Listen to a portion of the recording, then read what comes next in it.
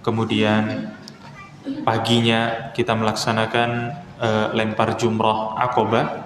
Kemudian setelah itu pergi menuju Masjidil Haram untuk melaksanakan tawaf. Lalu kemudian kembali lagi ke Mina. Maka kita akan membahas lanjutan kegiatan yang dilakukan pada tanggal 10 Dzulhijjah. Nah, ikhwan sekalian, dalam melaksanakan ibadah pada saat tanggal 10 Dzulhijjah ada urutan-urutan sesuai yang Nabi Shallallahu Alaihi Wasallam perintahkan. Urutan-urutan ini disebut sebagai urutan yang paling afdol. Jadi kalau ini bisa dilaksanakan, ini yang terbaik. Karena seperti itulah yang Nabi SAW lakukan. Apa itu urut-urutannya? Yang pertama, melempar jumrah Aqabah. Jadi setelah seseorang itu mabit di Musdalifah, mereka akan pergi menuju pelemparan jumrah. Maka hal pertama yang dilakukan, jika bisa, pertama kali yang dilakukan adalah lempar jumrah Aqabah. Dan ini insya Allah bisa dilaksanakan. Kemudian yang berikutnya adalah apa? Menyembelih hadyu, setelah itu mencukur rambut. Nah, ini yang kadang-kadang agak kesulitan. Karena setelah seseorang melempar jumrah, dari tempat pelemparan jumrah untuk pergi mencari hewan yang disembelih, ini sulit sekali. Tempatnya sangat jauh. Jadi tempatnya tidak di sekitar pelemparan jumrah situ, karena pelemparan jumrah itu sekitarnya itu seperti rumah-rumah, kemudian gunung-gunung batu yang memang tidak ada peternakan-peternakan di situ. Sehingga tempat peternakan ini tempatnya jauh sekali. Maka yang biasa dilakukan oleh jamaah haji, termasuk juga jamaah haji Indonesia, adalah setelah melempar jumrah itu, mereka cukur rambut. Nah, tetapi ikhwan sekalian, penting untuk diingat, terutama bagi kawan-kawan yang nanti akan melaksanakan haji tahun depan ya, berarti ya, tahun depan, hendaknya pada saat mencukur rambut ini jangan dilakukan pada saat berjalan menuju Masjidil Haram. Karena pengalaman saya waktu melaksanakan haji, banyak polisi-polisi yang kemudian nunggu, berjaga-jaga di jalan. Kalau sampai ada yang berhenti, lalu kemudian cukur di jalanan, maka akan didatangi sama polisi, kemudian pisaunya diambil. Jadi seperti itu. Karena apa? Kalau biasa mencukurnya di jalan, jelas orang ini akan berhenti. Lalu kemudian biasanya orang ini nggak akan sendirian, dia pasti dengan kawan-kawannya. Sehingga nanti satu grup berdiri tengah-tengah di jalan, sedangkan yang lain mau jalan tidak bisa. Maka biasanya polisi-polisi itu asal ada yang cukuran di jalan, diambil pisaunya. Ya udah, kalau masih setengah ya setengah. Nanti cari sendiri pisau yang lain. Makanya kalaupun nanti mencukur rambut, saya sangat menyarankan pergi ke tempat potong rambut. Itu banyak sekali, banyak. Dan pelaksanaannya itu sangat-sangat cepat. Jadi tidak usah kemudian khawatir. Setelah itu apa? Pergi ke Mekah untuk tawaf ifadah. Nah, dan ini kawan-kawan sekalian membutuhkan yang namanya fisik yang betul-betul prima. Karena terutama sekarang Masjidil Haram sedang dalam keadaan perluasan, banyak yang dikasih. Biasanya kalau ada pembangunan itu kan seperti ada pembatas-pembatas, sehingga lintasan tawaf itu semakin kecil. Maka pada saat pelaksanaan tawaf ifadah, ini keadaan yang betul-betul seluruh jamaah haji itu datang di situ. Maka betul-betul dibutuhkan yang fisik yang sangat kuat. Karena sering sekali terjadi sebagian jamaah haji itu tidak capek atau terlalu capek, lalu kemudian ketika tawaf itu jatuh. Kalau tawafnya itu di pelataran Ka'bah pada saat tawaf ifadah, kalau urusan hidup atau mati kita urusan Allah SWT. Tapi kalau melihat kemungkinan hidupnya itu kecil. Karena apa kawan-kawan sekalian? Lintasan tawaf itu tidak besar. Orang yang tawaf banyak, sehingga mereka itu saling berdempet-dempetan. Maka kalau kemudian ada orang yang jatuh di depannya, kemudian dia berhenti, dia nggak bisa berhenti. Karena dari belakang sudah dorong. Dan begitu seterusnya. Makanya kalau sampai ada yang jatuh, biasanya sudah tidak bisa ditolong kembali. Jadi seperti itu. Maka kalau kemudian kawan-kawan sekalian adalah jamaah atau calon jamaah haji yang sudah umurnya lanjut atau mungkin fisik tidak bisa kuat, maka saya sarankan untuk tawafnya itu kalau nggak di lantai 2, di lantai 3. Jangan di bawah, jangan memaksakan di bawah. Memang lebih jauh, tetapi lintasannya itu lebih enak. Kalau kita capek, kita bisa minggir istirahat sebentar. Tapi kalau di bawah tidak bisa. Setelah selesai dari tawaf ifadah, lalu kemudian melaksanakan sa'i haji.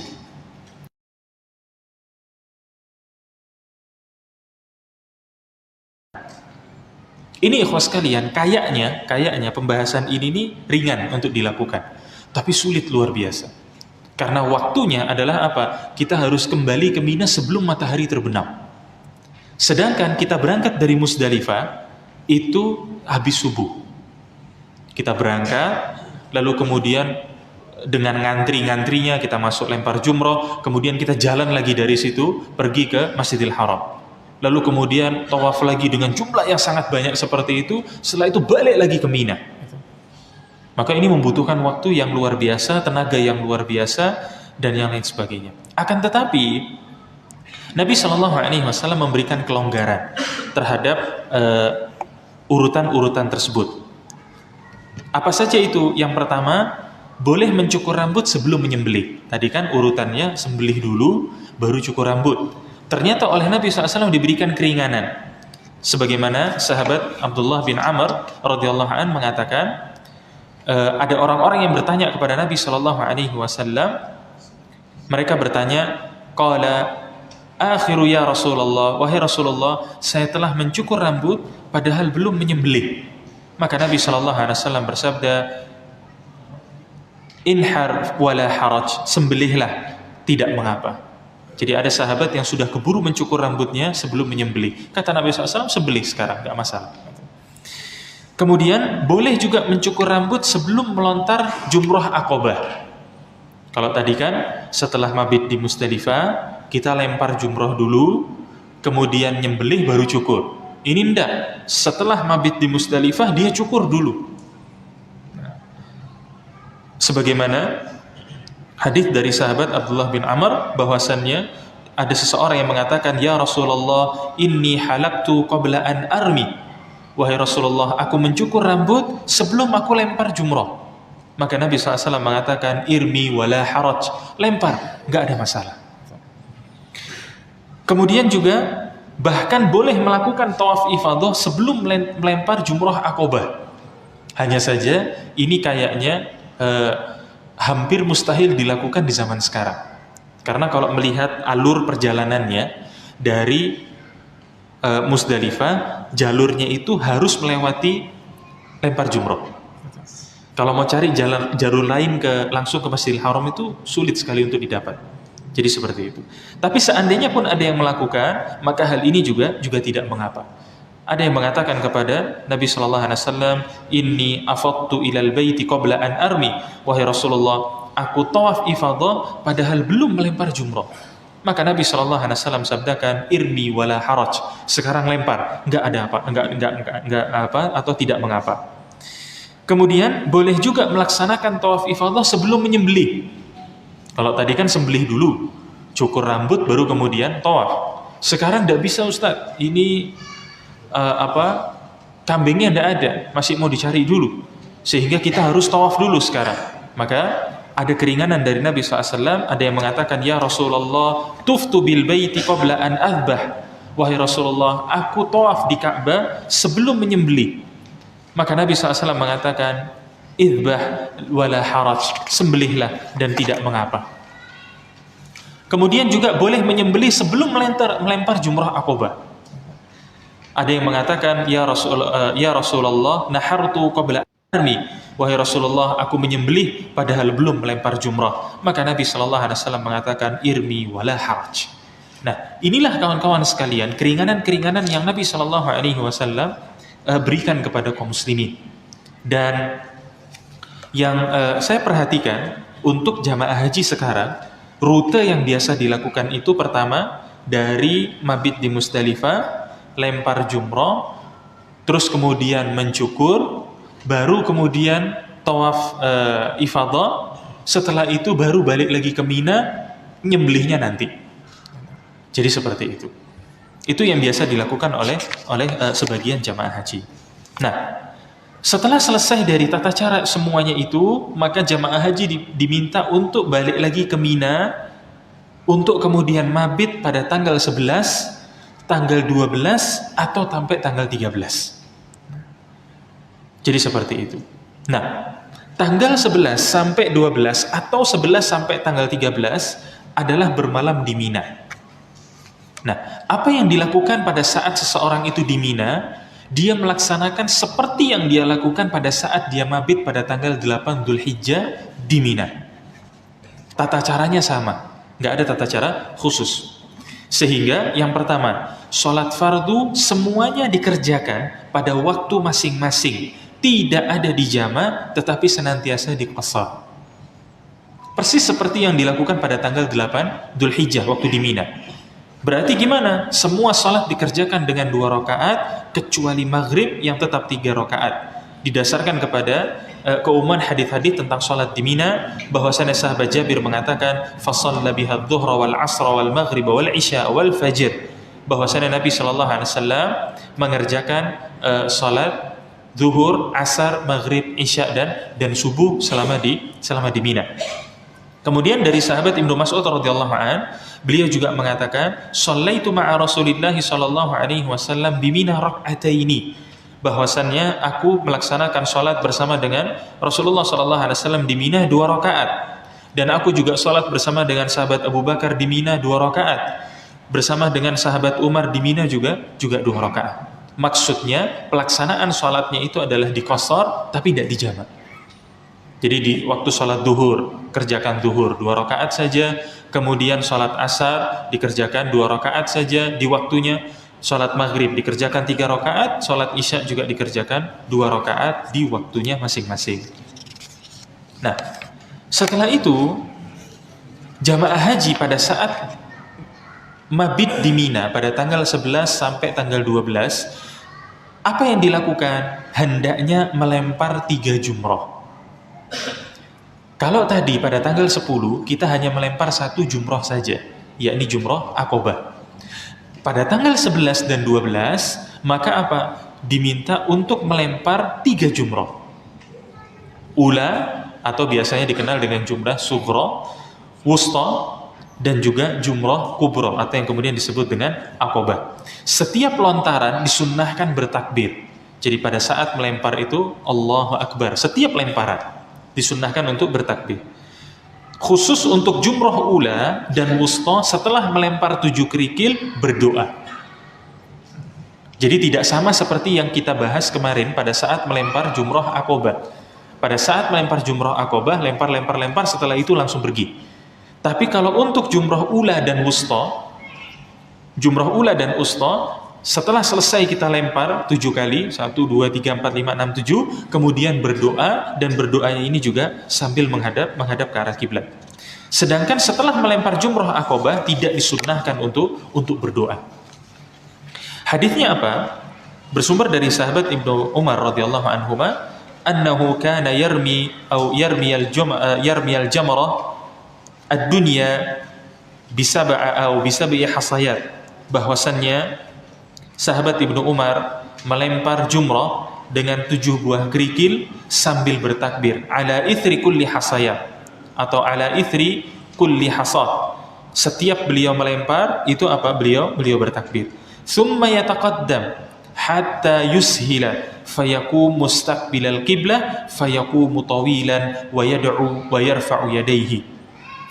Maka kemudian apa? Setelah sahabat Ibnu Umar ini melempar sudah selesai, maka dia maju hingga mendapatkan kelonggaran. Maksudnya kelonggaran ini apa? Sudah tidak berdesak-desakan pada saat pelemparan jumroh. Pada saat sekarang, ikhwas sekalian, tempat melempar jumroh itu luas. Sekalipun luas, tetap akan ramai pada saat pelemparan itu, tetap aja ramai. Cuma nanti akan ada bagian-bagian yang memang nggak banyak orang di situ. Maka kalau nanti kita sudah selesai lempar jumroh ini, kita cari tempat yang agak kosong di daerah itu, baru kemudian kita berdoa. Jangan kemudian pada saat kita melempar di dekat tempat jumroh kita berhenti kemudian kita doa. Jangan mengganggu jamaah haji yang lain. Beliau berdoa sambil apa? Sambil menghadap kiblat dan sambil mengangkat kedua tangan. Nah, pada saat ini juga kan tempat pelemparan jumroh dengan Ka'bah kan jauh. Tapi pada saat ini di tempat pelemparan jumroh itu sudah ada kayak apa? Pelang, kayak penunjuk arah, ada tulisannya kiblat, arahnya ke sana. Sehingga nanti kita tinggal ngepaskan arah kita ke arah sana, lalu kemudian kita berdoa. Jadi seperti itu. Setelah itu, setelah selesai, kemudian beliau melanjutkan apa? Tsumma yarmil wusta. Setelah itu beliau melempar jumrah wusta. Tsumma ya'khudhu dhatas shimal fayastahilu wa yaqumu mustaqbilal qiblah fayaqumu tawilan wa yad'u wa yarfa'u yadayhi wa yaqumu tawilan. Setelah itu beliau melempar jumrah wusta. Lalu kemudian beliau mengambil sisi kiri dan mendapatkan kelonggaran atau mencari tempat yang luas. Kemudian berdiri menghadap kiblat, berdoa sambil mengangkat kedua tangan dan berdiri dalam waktu yang lama. Kemudian dia melempar jumrah Aqabah dari sisi tengah lembah dan tidak berhenti di sana. Kemudian beliau mengatakan, "Hakadha ra'aitun Nabiyya sallallahu alaihi wasallam yaf'alu." Seperti inilah aku melihat Rasulullah sallallahu alaihi wasallam melakukannya. Nah, ketika melempar jumrah, hendaknya menjadikan kiblat di sebelah kiri kita dan Mina di sebelah kanan. Ini yang paling baik. Tapi kalau nggak bisa, maka nggak ada masalah. Ya kawan sekalian, karena tadi sudah disampaikan bahwasannya di tempat pelemparan jumrah itu ada pelangnya, maka usahakan pada saat kita melempar jumrah, kita ini sebelah kiri kita arah kiblat, dan di sebelah kanan kita itu Mina. Dan ini selalu seperti itu. Kalau sampai kemudian kita sebelah kiri kita ini Mina dan sebelah kanan kita ini kiblat, berarti posisi kita keliru. Tapi sekalipun demikian, jika tempatnya memang tidak memungkinkan karena sangat ramai, sangat penuh, maka yang seperti ini juga tidak mengapa.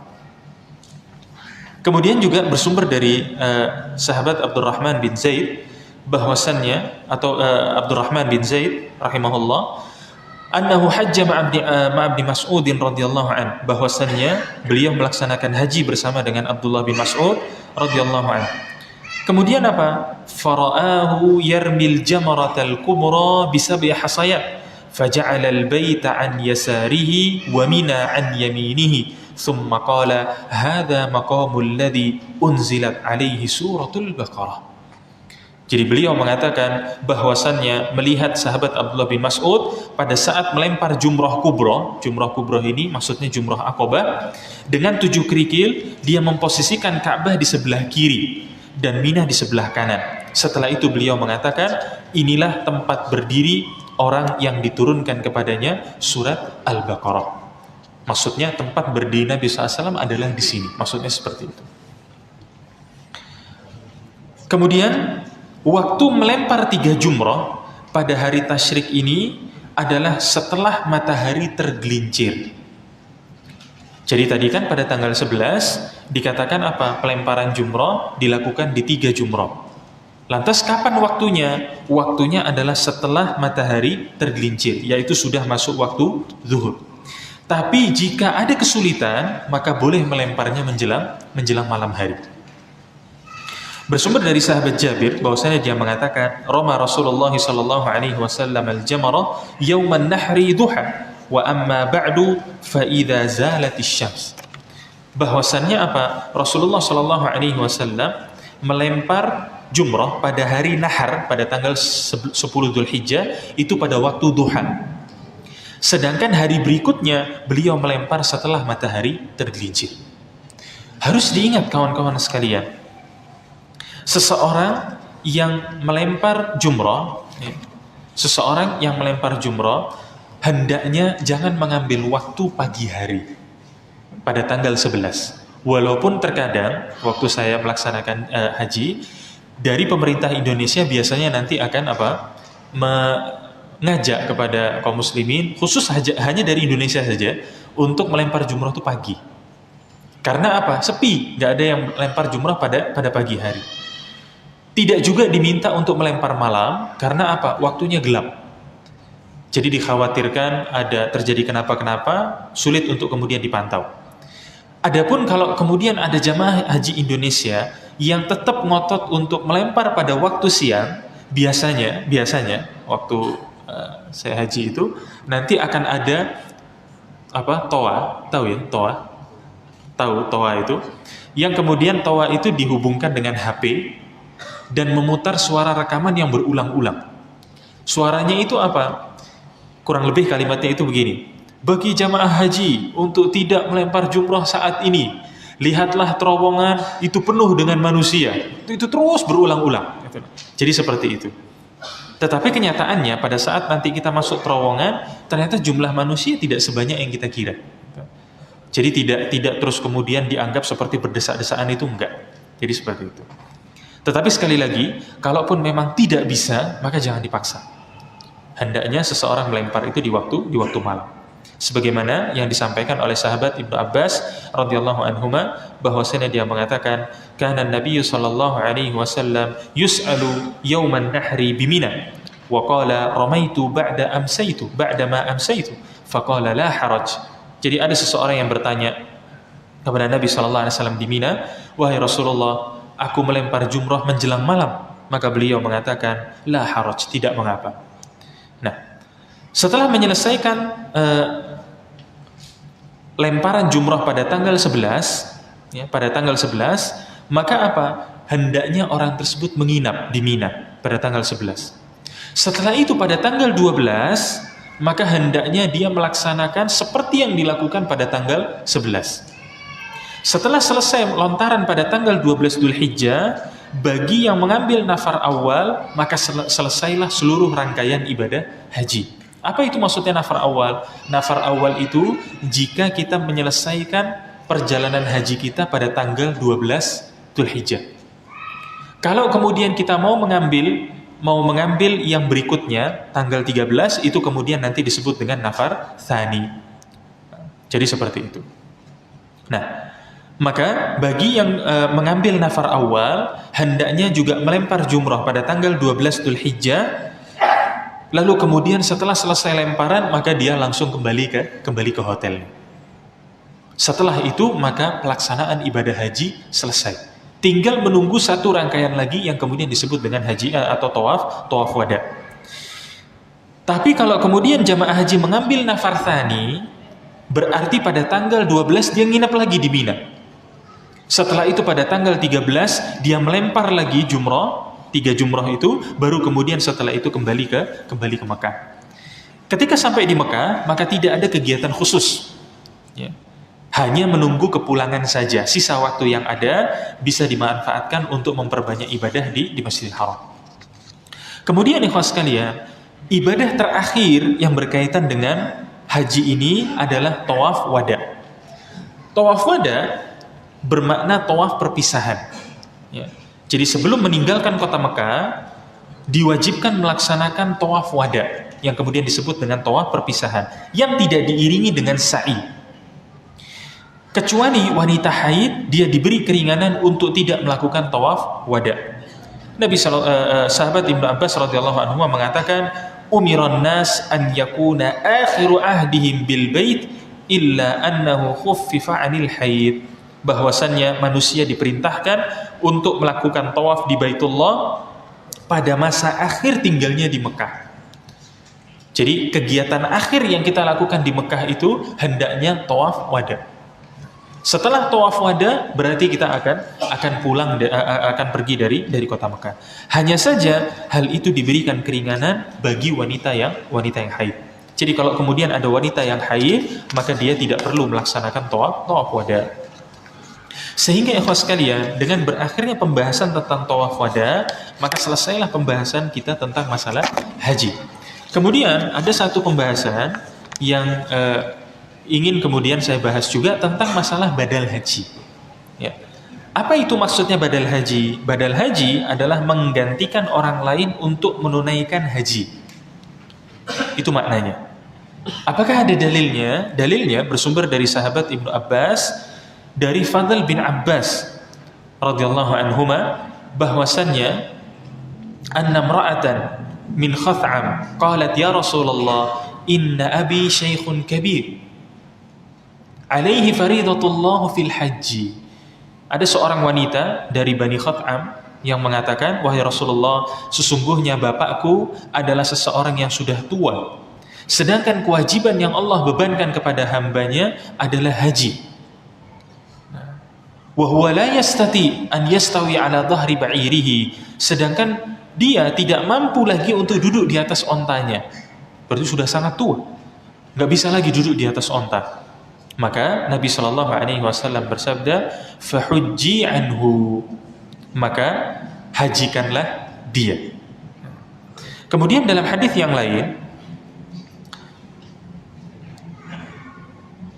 harusnya ada hadis satu lagi, cuma nggak terkutip di sini.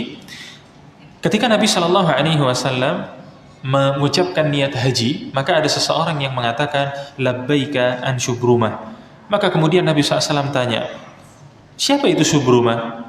Maka dia mengatakan, Syubrumah itu adalah orang tua saya atau kerabat dekat saya. Lalu kemudian Nabi SAW bertanya, apakah kamu sudah haji? Maka orang tersebut mengatakan belum. Maka kemudian Nabi SAW bersabda, hajilah untuk dirimu sendiri, kemudian setelah itu hajilah untuk Syubrumah. Kemudian Imam At-Tirmidzi rahimahullah mengatakan, waqad sahha 'anin Nabi sallallahu alaihi wasallam fi hadzal bab ghairu haditsin wal 'amalu 'ala hadza 'inda ahli al-'ilmi min ashabin Nabi sallallahu alaihi wasallam wa ghairihim wa bihi yaqulu ats-Tsauri wa Ibnu al-Mubarak wa Asy-Syafi'i wa Ahmad wa Ishaq yarawun an yuhajjal 'anil mayyit. Jadi beliau mengatakan mengenai masalah ini tidak hanya ada satu saja hadis berkaitan tentang masalah badal haji, dan ini telah diamalkan oleh ahli ilmu dari kalangan sahabat Nabi dan yang selain mereka. Imam Ats-Tsauri, Imam Ibnu Mubarak, Imam Asy-Syafi'i, Imam Ahmad, Imam Ishaq berpendapat agar orang yang telah wafat itu dihajikan atas namanya. Sedangkan waqala Malik idza awsa, Imam Malik rahimahullah mengatakan kalau orang itu berwasiat an yuhajja anhu, untuk dihajikan, hujja anhu, maka hendaknya dia dihajikan. Wa qad rakhasa ba'dhum an yuhajja 'anil hayy idza kana kabiran. Sebagian ahli ilmu berpendapat diberikan keringanan untuk menghajikan orang yang masih hidup jika apa? Dia adalah orang yang sudah sangat tua, au bihan la yaqdiru an yahujj, atau dengan keadaan yang gak mungkin lagi haji. Misalkan dia sudah tua, sangat tua sekali, maka ini sangat sulit untuk melaksanakan ibadah haji, karena haji itu butuh fisik. Atau umurnya masih muda, tapi sudah memiliki penyakit yang membuat dia nggak bisa melaksanakan ibadah haji. Entah penyakitnya membuat dia tidak bisa berjalan, atau penyakitnya membuat dia cepat lelah, dan yang lain sebagainya. Yang kemudian kalau kita lihat, ini kemungkinan besar dia sudah nggak bisa lagi melaksanakan ibadah haji. Maka dikatakan orang-orang model seperti ini boleh untuk dihajikan. Inilah pendapat dari Imam Ibnu Mubarak dan juga Imam Asy-Syafi'i rahimahumullahu jami'ah. Maka ya sekalian, itulah pembahasan kita di dalam masalah haji dan umrah. Dan sebagaimana yang ada di dalam kitab-kitab fikih, kalau kemudian kita buka Kitabul Hajj wal Umrah, itu nanti dimasukkan oleh para penulis kitab-kitab fikih, itu akan dimasukkan pembahasan tentang akikah dan juga kurban, selalu seperti itu. Sehingga nanti setelah pembahasan ini, maka kita akan masuk di dalam pembahasan tentang akikah, kemudian setelah itu kita akan membahas tentang pembahasan masalah kurban, baru setelah itu nanti kita akan masuk ke bab berikutnya di dalam pembahasan masalah fikih. Sampai di sini ikhwas sekalian, kalau ada hal yang ingin ditanyakan atau ada hal yang ingin diskusikan terkait dengan masalah tadi atau di luar dari masalah tadi, dipersilakan. Silakan kalau ada. Iya. Tentang tawaf ifadah dan sa'i haji itu apa mesti tanggal 10 kita kerjakan? Kemudian yang kedua, ketika kita berada di Mina kan kita disyariatkan untuk mengqashar sholat. Bagaimana dengan syariat untuk sholat sunnah rawatib dilaksanakan begitu?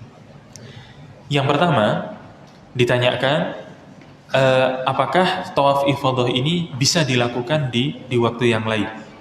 Ya sekalian, tawaf ifadah Ini merupakan ibadah yang mesti dilakukan oleh kaum muslimin. Dan waktunya sudah Nabi SAW tetapkan pada tanggal 10 Dzulhijjah. Kecuali kalau memang sebagian kaum muslimin menjumpai kesulitan untuk melaksanakan tawaf pada tanggal 10 Dzulhijjah, maka saya dapati fatwa-fatwa ulama khusus bagi orang-orang yang berhalangan, ya. Berhalangan. Seperti misalkan yang tiba-tiba sakit pada hari itu, atau misalkan pokoknya macam-macam yang memang membuat dia terhalang, bukan karena mau enak-enak, bukan karena mau santai-santai, bukan, tapi memang karena tidak bisa. Maka para ulama mengatakan dibolehkan baginya untuk melaksanakan tawaf di waktu yang memang dia bisa, tapi jangan sampai ditinggal. Artinya jangan sampai dia kembali ke negaranya tapi belum tawaf ifadah, itu jangan.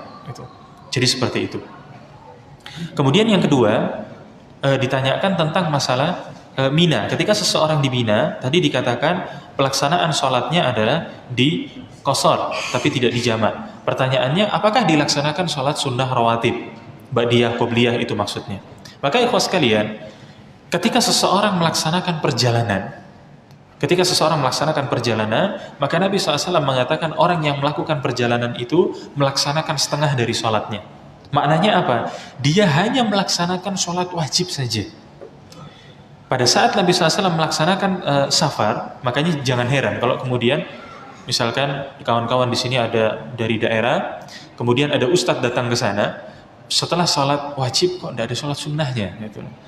Karena memang apa? Ustadz ini sedang melaksanakan safar, maka dia nggak sholat sunnah. Tapi Nabi SAW tidak pernah meninggalkan sholat qobliyah subuh. Jadi untuk sholat rawatib yang tidak beliau tinggalkan cuma itu aja. Adapun sisanya, maka beliau tidak melaksanakan sholat sunnah rawatib. Jadi setelah kita nanti selesai sholat duhur, salam, zikir, pergi. Nanti begitu pula dengan sholat maghrib, sholat isya dan seterusnya, kecuali sholat subuh. Jadi seperti itu. Nah, terus kemudian ya silakan. Masih Ustaz, ada teman ketika berkesempatan haji mencuci kain ihramnya dengan air Zam-Zam dengan keyakinan bahwa air itu suci betul.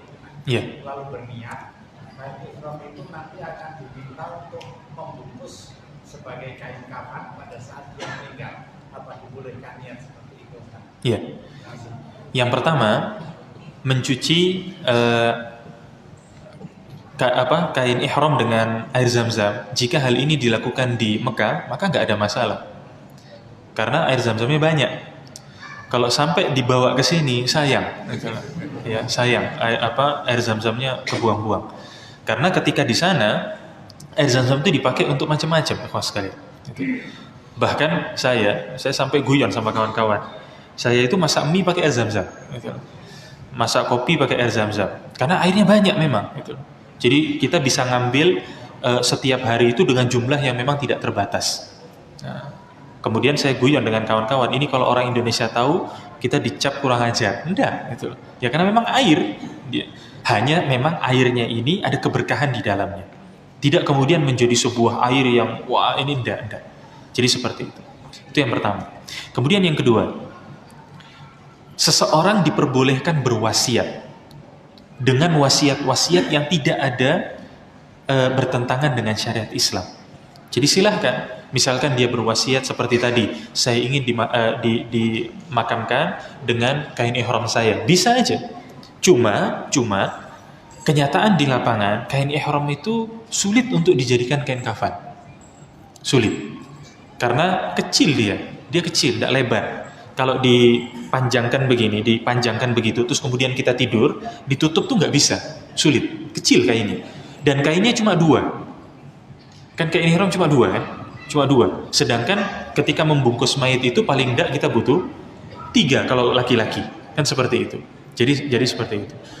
Terus kemudian yang ketiga, ketika seseorang mencuci baju dengan air Zam-Zam, kalau kemudian dia meyakini bahwasannya ini adalah air yang suci, maka nggak ada masalah keyakinan tersebut. Karena memang airnya suci. Air-air yang lain juga suci. Tapi kalau kemudian keyakinannya, kalau dicuci dengan air Zam-Zam, saya pakai, kemudian orang-orang langsung ngasih duitnya ke saya, ini enggak. Itu. Ya. langsung tersihir begitu misalkan, enggak. Ini keyakinan seperti ini tidak betul. Atau misalkan keyakinan kalau kain kafannya saya cuci dengan air zam-zam, maka nanti malaikat tidak berani nanya misalkan. Itu enggak. Keyakinan seperti ini yang tidak boleh, ya. Jadi seperti itu. Ini dulu. Misalkan.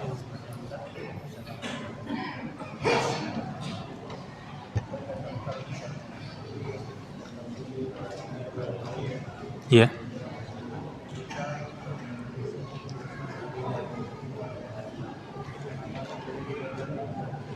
Iya, ada pertanyaan, Ustaz, saat ini haji itu nunggunya nggak karuan waktunya. Dan kalau kemudian antum mau lihat, bisa dicek di website Kemenak. Tulis aja di Google daftar tunggu haji Indonesia, tulis aja gitu, nanti keluar. Jadi macam-macam, ada yang kalau nggak salah saya di Surabaya itu sampai 70 berapa tahun, di Aceh itu 68 tahun gitu. Jadi bahkan daftar dari bayi pun nggak tahu berangkat apa enggak gitu. Terus kemudian ditanya, apakah yang seperti ini boleh untuk dibadalkan? Maka ikhwas sekalian, memang benar bahwa menurut hitung-hitungan akal kita, ketika seseorang itu daftar dengan waktu tunggu, kalau Pontianak itu 40-an tahun, sekitar 40-an tahun. Melihat umur mungkin sudah 50, sekarang daftar, ini gimana? Apakah boleh dibadalkan? Maka menurut hitung-hitungan kertas, memang kayaknya kita nggak bisa berangkat. Cuma kadang-kadang, dan saya nggak tahu ini regulasinya seperti apa, kadang-kadang nanti, sebagian jamaah haji yang berumur di atas 60 tiba-tiba mendapatkan percepatan. Biasanya kayak gitu. Jadi tiba-tiba jadi lompat, yang harusnya nunggu masih 10 tahun lagi, tiba-tiba dikasih tahu Bapak tahun depan berangkat. Gitu. Maka saran saya bagi kaum muslimin yang sudah daftar dan masa tunggunya masih sangat lama, jangan dibadalkan terlebih dahulu. Kecuali jika memang kita melihat keadaannya memang sudah tidak bisa lagi untuk melaksanakan ibadah haji. Nah, jadi seperti itu. Nanti kalaupun misalkan kita sudah keburu meninggal, maka atau urutan ini bisa kita serahkan kepada anak-anak kita. Itu yang bisa dilakukan. Jadi seperti itu. Silakan. Mana tuh?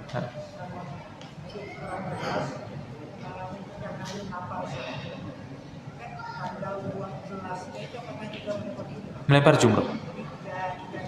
Tiga-tiganya juga. Nah, jadi seperti itu. Iya. Jadi seperti itu. Kemudian ada tadi satu pertanyaan yang tadi disampaikan saya sebelum sholat tentang, Ustaz, bagaimana dengan mina jadid? Ada istilah namanya mina jadid. Mina jadid ini artinya mina baru. Kalau kemudian ditanyakan, apakah seseorang jika mabit di mina jadid, apakah dia itu dianggap mabit di mina?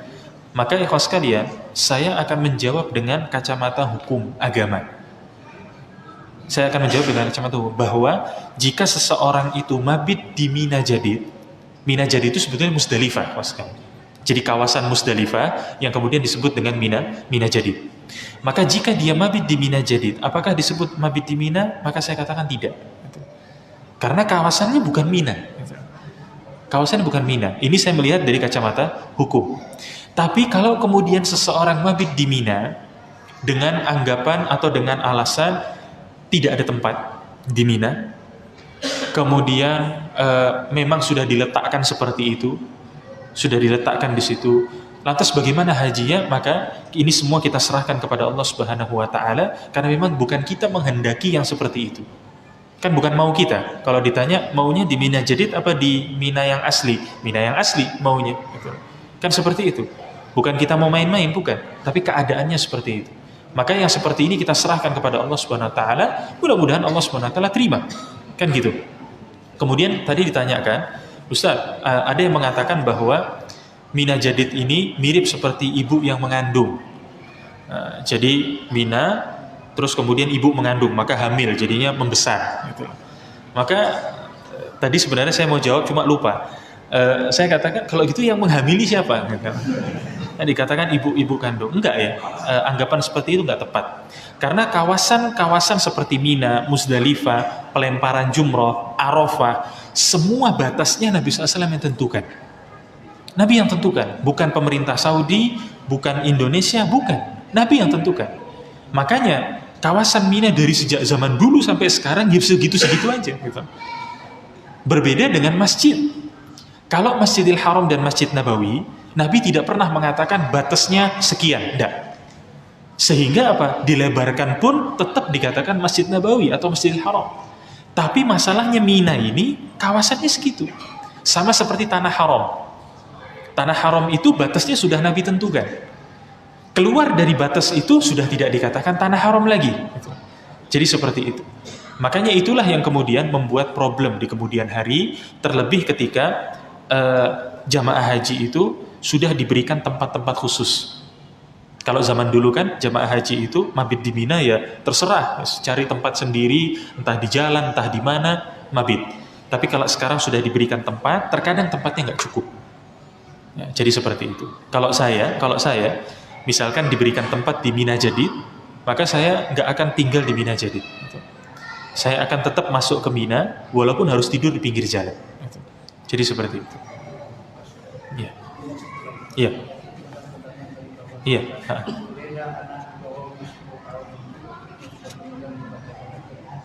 Anak yang di umur 10 tahun, jika anak tersebut memang belum baligh, maka dia tidak ada kewajiban baginya untuk haji. Jadi tidak perlu untuk dibadalkan. Badalkan saja orang-orang tua kita yang sudah meninggal. Itu lebih bagus. Jadi seperti itu. Silakan kalau masih ada lagi. Mungkin satu lagi. Ya. Kira-kira ukuran kita bisa dikatakan menginap di Mina itu berapa lama Ustaz? Karena kadang-kadang dari pengalaman lalu itu biasanya kawan-kawan yang pertama kalau menginapnya di Mina Jadid itu karena berdekatan dengan penginapan biasanya subuh-subuh itu pulang, kemudian nanti menjelang malam baru ke Mina lagi. Iya. Yang dimaksud dengan mabit di Mina itu maknanya bermalam. Maknanya bermalam. Tapi yang Nabi SAW lakukan, Nabi nggak keluyuran, nggak keluar dari Mina pagi-pagi, habis itu balik lagi nanti malam-malam, enggak. Itu loh. Yang Nabi SAW lakukan itu menetap. Memang betul makna mabit itu bermalam, tapi yang Nabi SAW lakukan, beliau menetap di situ mulai dari pagi sampai pagi lagi. Jadi itu yang beliau lakukan. Beliau nggak keluar dari Mina sampai selesai dari waktu-waktu ibadah haji tadi. Setelah selesai dari waktunya baru kemudian beliau pergi. Jadi seperti itu. Baik ikhwas sekalian, pembahasan kita cukupkan. Sallallahu ala nabiyina Muhammadin wa ala alihi wa sahbihi ajma'in. Subhanakallahumma bihamdika asyhadu an la ilaha illa anta astaghfiruka wa atubu ilaik. Assalamualaikum warahmatullahi wabarakatuh.